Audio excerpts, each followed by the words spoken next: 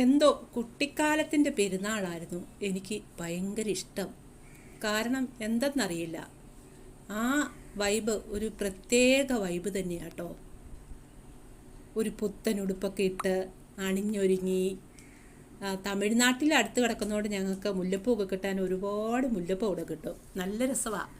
കുറേ കുട്ടിപ്പട്ടാളങ്ങൾ അങ്ങനെ ഒരുപാട് പെൺപിള്ളേരുണ്ട്. തൊട്ടടുത്ത അയൽവക്കത്തുള്ള കുട്ടികളിങ്ങനെ ഒരുങ്ങും. അതിൽ ആരാണ് ഫസ്റ്റ് ഒരുങ്ങുന്നതെന്നാണ്.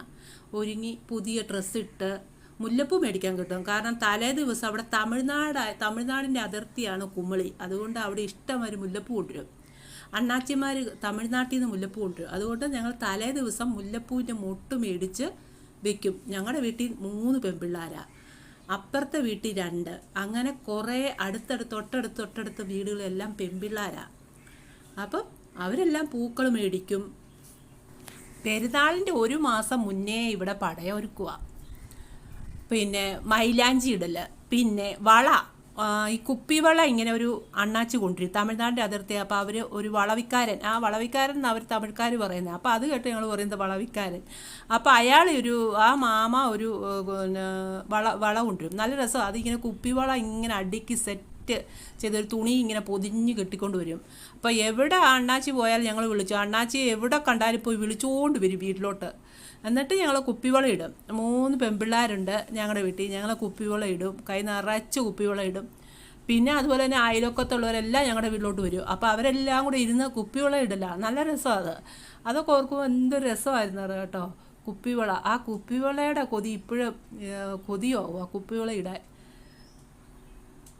ഇന്നത്തെ പിള്ളേർക്ക് കുപ്പിവള ഇടാൻ നമുക്ക് തന്നെ പേടിയാണ്. കാരണം ഈ കുപ്പിവള പൊട്ടി കൈ പൊട്ടി ചോര ഒലിക്കുന്നതൊക്കെ ഓർക്കുമ്പോൾ നമ്മൾ തന്നെയാണ് പിള്ളേരെ പഠിപ്പിക്കുന്നത്. അവർക്ക് വേണ്ട കുപ്പിവള.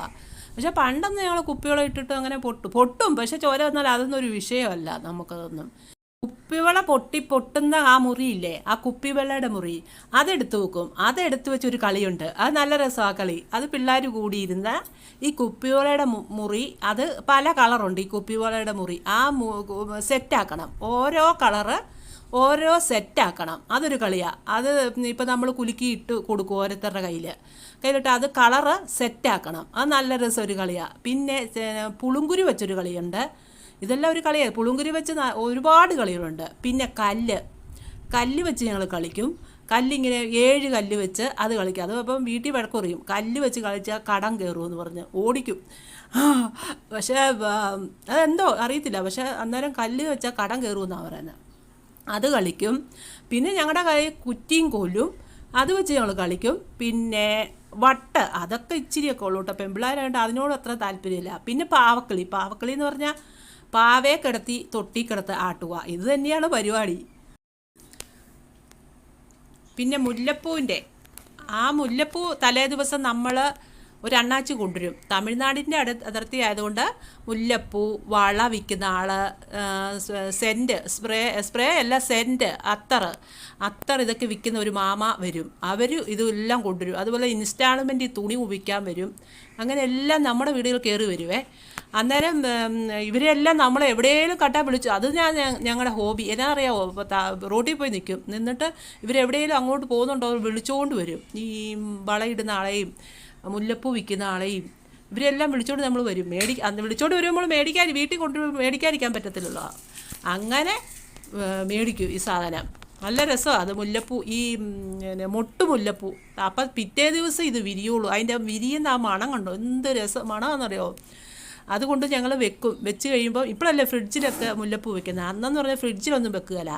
വാഴയിലേക്കകത്ത് വെള്ളം തളിച്ച് വെച്ച് കഴിഞ്ഞ് രാത്രിയിൽ അതിൻ്റെ വിരിയുന്ന ഒരു മണം ഉണ്ടല്ലോ.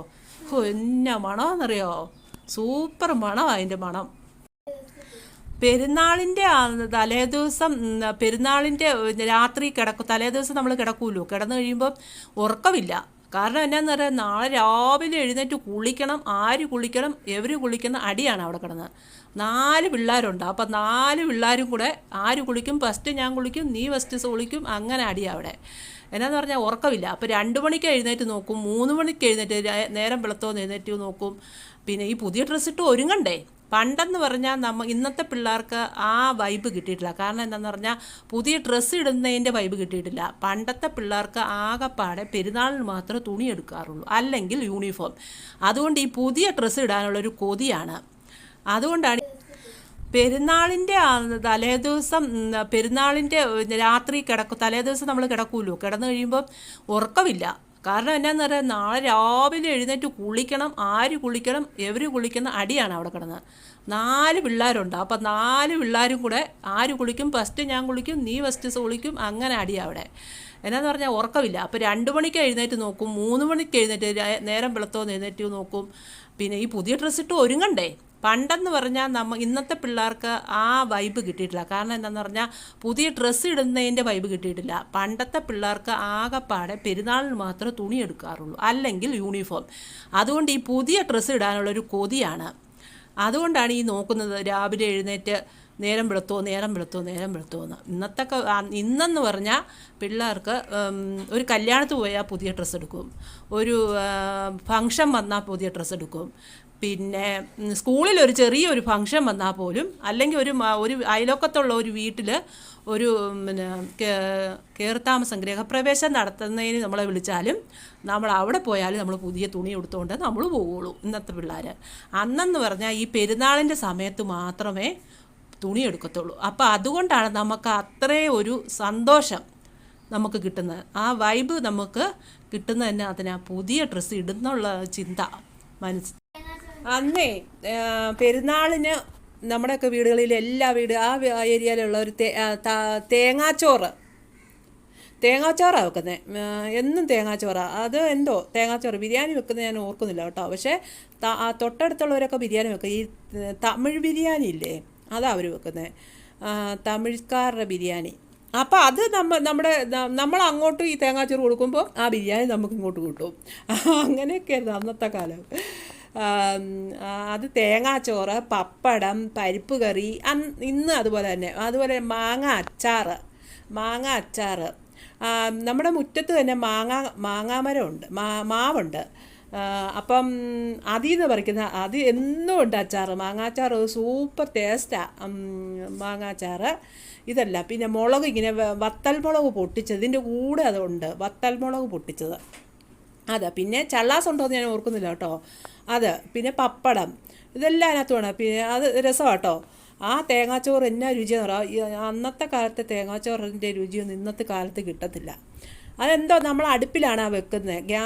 അന്ന് ഗ്യാസ് ഉണ്ടെങ്കിലും ഗ്യാസൊക്കെ പേടിയാണ്, പൊട്ടിത്തെറിക്കും, അങ്ങനെയൊക്കെ ഉള്ളൊരു ഭയമാണ്.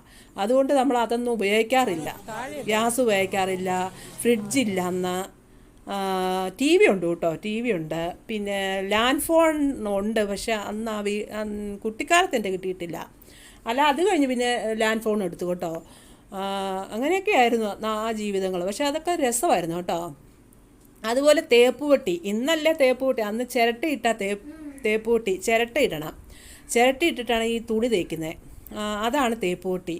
ഇന്ന് പിന്നെ മിക്സി ഉണ്ടെന്ന് തോന്നുന്നു. പക്ഷെ എന്നാലും അരകല്ലേൽ അരയ്ക്കുന്നത്, അരകല്ലേലും പിന്നെ ഉരലിലൊക്കെ ആയിട്ടാണ് അരിയൊക്കെ പൊടിക്കുന്നത്.